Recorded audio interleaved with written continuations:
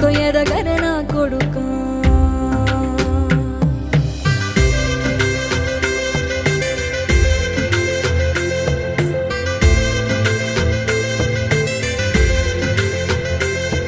ఏ దారిలో నువ్వు పోతున్నా, ఏ గండం నీకు ఎదురైనా, ఏ కీడు ఎన్నడు జరగదు నీకు, అమ్మ దీవెనిది నా కొడుకా.